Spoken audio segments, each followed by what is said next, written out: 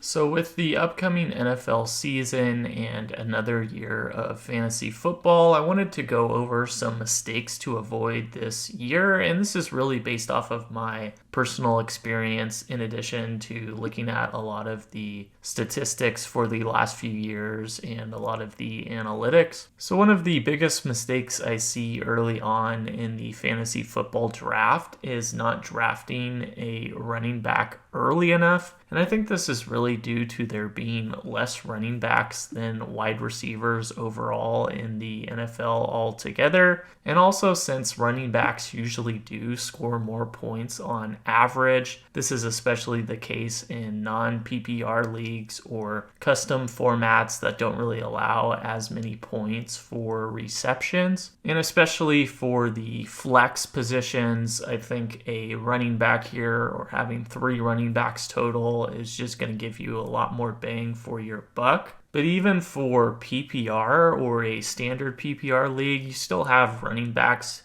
dominating here as well. You have 4 of the top 10 players overall being running backs last year. And you only have 1 of the 10 being a wide receiver. So early on this year, I think it would be a much better choice to draft Bijan Robinson, Saquon Barkley, Jamar Gibbs, or Derrick Henry over a CeeDee Lamb, a Justin Jefferson, a Nico Collins, or a Brian Thomas Jr.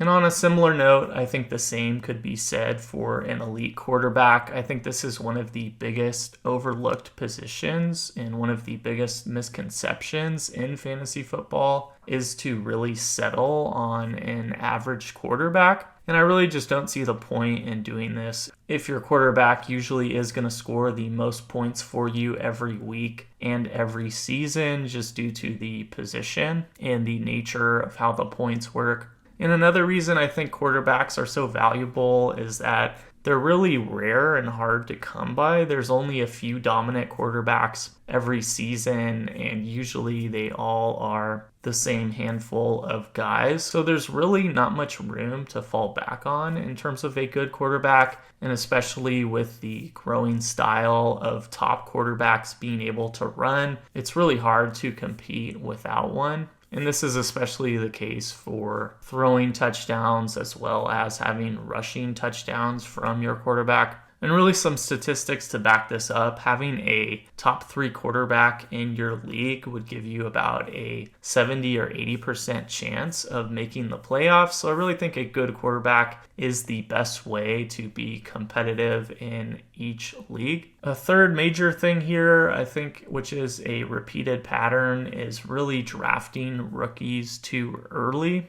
And I think often you find a guy who's been drafted in the first round in the NFL draft, and then just due to a lot of excitement around them, you have them being ranked way too high in fantasy football. And I think for the case of rookies, it's really high risk and low reward, especially the higher you draft them, because you're really sacrificing your high pick for more of a gamble when you could have gotten a more established guy in the NFL already. And I think this is especially the case for running backs and wide receivers since they go so higher in the draft. In comparison to someone like Brock Bowers or Jaden Daniels that were really good late round rookie picks last year, I would really be skeptical to get a rookie running back or wide receiver early. If we're looking at last year, the 2 big examples were Marvin Harrison Jr. and Malik Nabers. And for Harrison Jr., he was a first round pick in a lot of rankings, but usually would fall into the late second round, whereas he finished as the 30th wide receiver overall with 17 games played. So I really think Harrison Jr. wasn't the best pick last year when you could have got someone like Derrick Henry in the second round instead. For Malik Nabers, I think you have a much more promising season, but I just don't think the value was really good enough for him last year because you could have had Josh Jacobs or Josh Allen instead. So really for this year, I would be skeptical of Ashton Jeanty early on or McMillan. Another common thing I think that should be shied away from is drafting secondary positions too early. And this would be the case for tight ends, kickers, and defenses. I think tight ends are just drafted way too early. Overall, they do score less on average. So I really think you're not doing much by sacrificing a running back or wide receiver spot just to get a better tight end early on. And I really think for fantasy football overall, it's not always about drafting the highest guy per each position, but really it's more about understanding the value a player offers in relation to where you can get them in the draft. So I think for the position of a tight end, it is just a better option to wait and get a discounted one.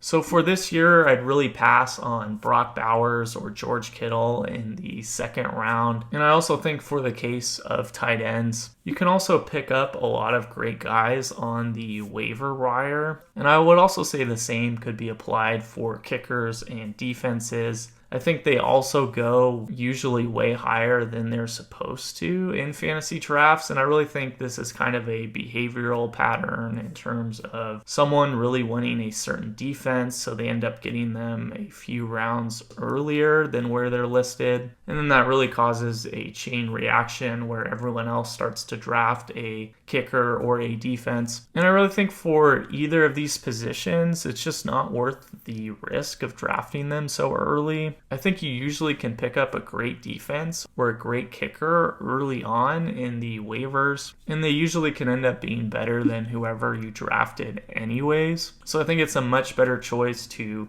really build depth or fill up your bench than to get a kicker or a defense early. So for this year, since there's just so many variables, I really would skip on an elite defense like the Broncos or the Eagles and wait and grab the Chiefs or the Bills in the last two rounds and really pay attention to the waiver wire early on. And for your kicker, you could maybe wait and get someone like Jake Bates in the last two rounds, or again, just fill the spot and look at those waivers early in the season. And really the last tip here, and I think this can really come into play if you're stuck on a certain pick, but really I think there isn't enough consideration for the team a given player plays for. And I really think this is because better teams seem to elevate everything else in relation to fantasy. And also just in general, I think there is a pretty steady correlation between some of the top fantasy guys and teams that make the playoffs that year. But for any guys this year, I think that could really be elevated by their teams. I don't think you have as many big names as you have had in the past in terms of really big trades. But I do think you could see an interesting year from someone like J.K. Dobbins on the Broncos. The same could be applied for Davante Adams on the Rams. And I would even be curious about someone like Brian Robinson Jr. on the 49ers. But really overall, these are some of my major thoughts for this year's fantasy football draft. But feel free to let me know your thoughts on this, and I'll see you later.